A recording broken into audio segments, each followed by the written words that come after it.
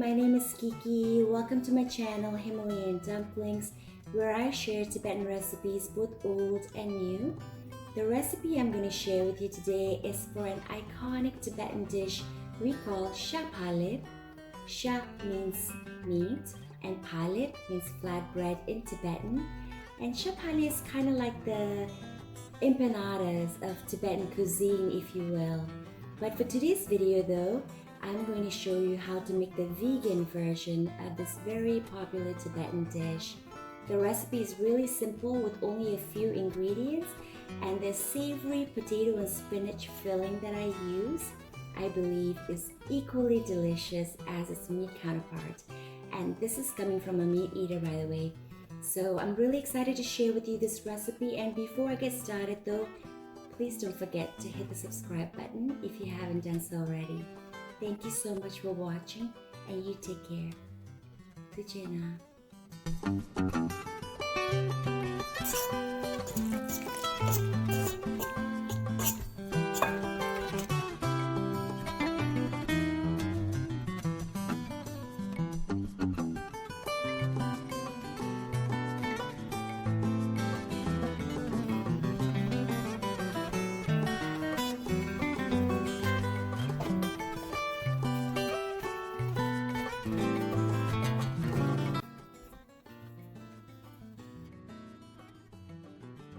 The ingredient list is really simple for this particular recipe. We have boiled potatoes.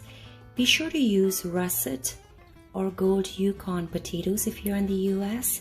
So these are boiled potatoes diced into small pieces, green spinach finely cut into thin slices, salt, ground black pepper, red onions, garlic, and lastly, cilantro. This is optional if you're one of those that don't like cilantro.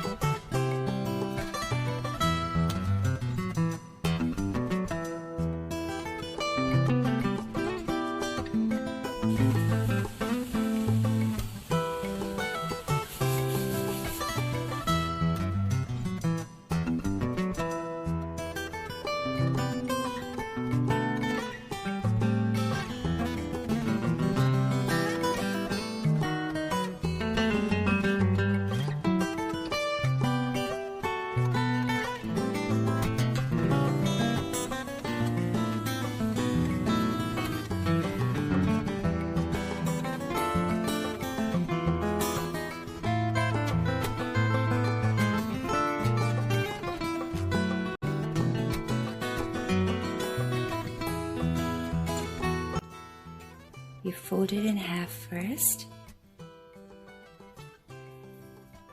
Seal the edges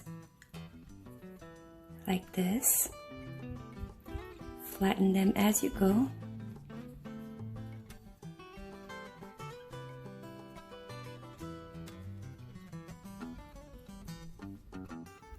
So as you can see, I have sealed the edges, right?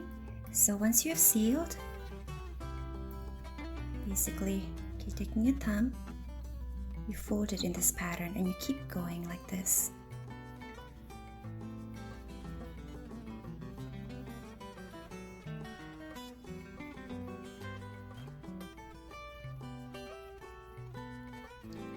This is the twisted rope design. The last one, I just kind of press it down, and there you go. Fold it in half, seal them, seal the edges. That's the advantage of making your dough from scratch, is because unlike a store-bought wrapper, homemade dough is really easy to work with. See how much elasticity it has? So if you go a little bit overboard with the filling, as I do sometimes, you can stretch the dough. And I'm flattening the filling again, so that when I'm cooking it, the filling cooks evenly, or heats evenly in this case. Alright, so I'm gonna start with the pattern, always with the first step being, see that? Now I'm going to repeat the same step until we get to the other end. Here we go.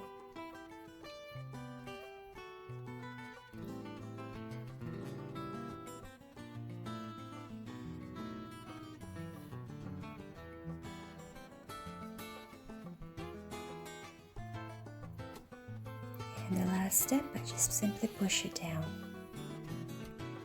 So if you're unable to make the twisted rope design, don't feel bad. Here is a much simpler version of pleating or folding the hand pie. Alright, so just like the twisted rope design, you flatten the edges, right? Then you flatten the filling so that it cooks through and evenly, right? But instead of pleating it now, I'm just going to use a fork.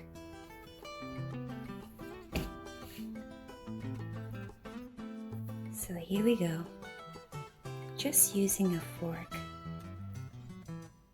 And this is a much easier alternative if you don't want to or unable to do the twisted rope design, alright? So don't feel bad. And there we go.